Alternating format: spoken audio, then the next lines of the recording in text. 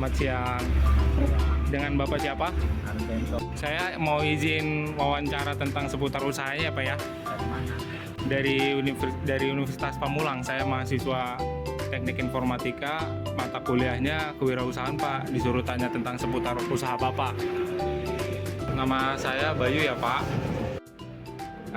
Jadi kalau menurut Bapak dari sumber pendanaan usaha ini, dari mana aja sih sumber pendanaan usaha ini?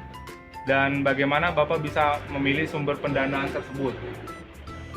Sumber pendanaan kita yang pertama-tama yaitu ada kadang pinjaman dari bank, ada yang kadang-kadang pinjaman dari teman atau dari arisan atau dari koperasi-koperasi lain. Tapi alhamdulillah untuk hari ini saya modal usaha pinjaman di sini dari bank. Oh, dari bank. Terus cara Bapak untuk mengelola dananya itu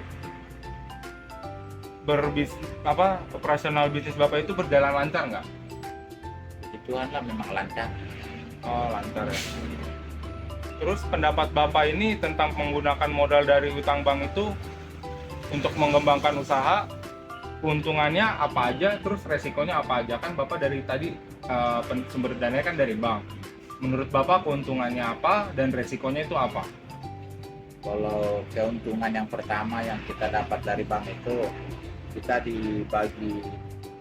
dibagi bulan atau dibagi tahun atau dibagi hari, tergantung kita permintaannya seperti apa. Karena kalau kita bilang per hari bisa kita cicil per hari, kalau kita bilang per bulan bisa kita bilang per bulan. Nah, di situ kita tidak ada ancaman, tidak ada kalau yang dari seperti pinjaman lain kan suka ada pengancaman, ada segala macam lah. Kesalahannya sangat kecil kalau dari bank.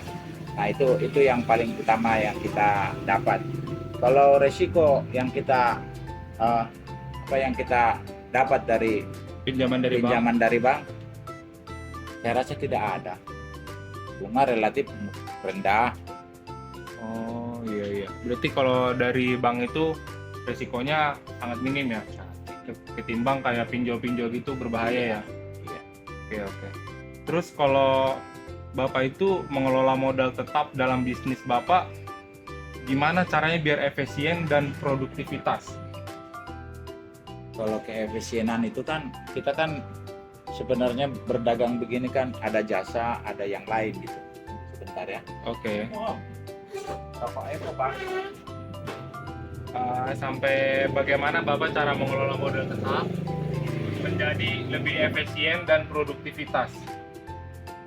Kalau keefisienan menggunakan modal ini ya semaksimal mungkin.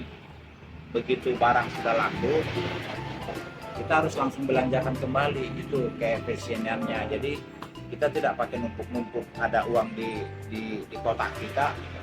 Contohnya setiap hari kita belanja, itulah intinya. Oh iya. Berarti ketika barang sudah laku pada hari itu juga kalau misalkan ada habis langsung dibelanjakan kembali ke agen gitu ya, Pak. Nah, begitu juga dengan penjualan jasa kita, kan di sini ada kita penjualan token, pulsa, ada juga etol, etol, APG, Briling, Mandiri. Iya. Nah, kira-kira begitu. Jadi begitu kita udah dapat uang dari pelanggan, dari pembeli, kita langsung belanjakan atau kita langsung setor kembali. Baik. Kira-kira begitu efisiennya. Dan pertanyaan terakhir nih Pak, untuk penggunaan modal tabungan pribadi, sejauh mana Bapak menggunakan tabungan pribadi sebagai modal usaha dan bagaimana strategi Bapak dalam mengelola modal tersebut? Apakah Bapak menggunakan tabungan pribadi sebagai modal? Tuh. Sebagian sih ada yang tabungan pribadi untuk dijadikan modal pada saat-saat tertentu. Kan kadang-kadang tidak setiap hari itu melulu orang yang belanja ke kita. Ada kadang-kadang yang hari-hari tertentu itu ada yang kadang-kadang yang lewat itu seperti tumpah ruah manusia itu. Contoh kayak kemarin misalnya kalau udah hari Jumat gitu kan. Jadi kita harus pakai modal pribadi kita untuk menambahi modal pada hari itu dan akan secepatnya kita pulangkan demikian. Berarti strateginya itu untuk kalau misalkan modal hari-hari tertentu untuk kepepet saja ya Pak ya? Iya, untuk kepepet saja. Kalau tabungan pribadi itu kita pakai. Oke. Berarti cukup sekian pertanyaan dari saya Pak. Terima kasih ya Pak atas Terima kasih. ini ya. Mari.